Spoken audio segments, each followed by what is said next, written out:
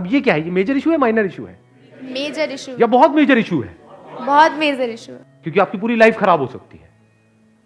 समझ आ गया ना मैंने क्या कहा है? फॉर एग्जाम्पल, मैं एग्जाम्पल ही दे रहा हूं, मतलब do not take it literally.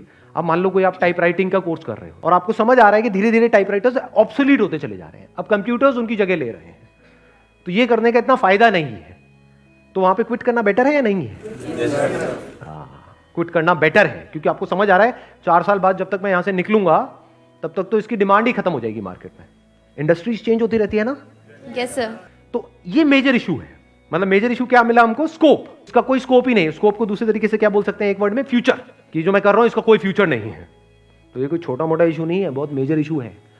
तो इसको 4 साल बाद नहीं छोड़ना है, अभी छोड़ना है। जो मैं बिजनेस कर रहा हूं उसका फ्यूचर नहीं है। अगर ये समझ आ जाए आदमी को तो वो क्या करेगा? वेट नहीं करेगा कि जब वो पूरी तरह से खत्म हो जाए। उसको नजर आ जाना चाहिए कि ये चीज आने वाले 5-10 साल में पूरी तरह से खत्म हो जाएगी, तो उसको अभी ही छोड़ना चाहिए, 5 साल बाद नहीं। क्योंकि 5 साल बाद ना वो यहां का रहेगा ना वहां का रहेगा। जैसे रिलेशनशिप है, इसका कोई फ्यूचर नहीं है। ये क्या है? ये छोटा इशू है, मेजर इशू है? मेजर इशू है। तो आगे बढ़ना ही नहीं चाहिए, नहीं तो वो कॉम्प्लिकेटेड होती चली जाएगी रिलेशनशिप।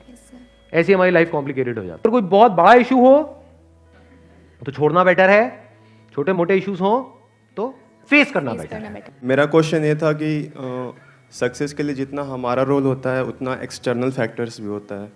जैसे सर हम जब हैंड्स अप करते हैं क्वेश्चन के लिए तो आप पे डिपेंड करता है आप किसको बोलते हो कि तुम मतलब क्वेश्चन पूछो। बिल्कुल सही बात है। तो सर इंटरव्यू में जाते हो तो वो इंटरव्यूअर्स पे डिपेंड करता है Yes, कि जो sir. जॉब इंटरव्यू ले रहे हैं कि उनको आप पसंद आ रहे हो या नहीं आ रहे हो, based upon lot of factors.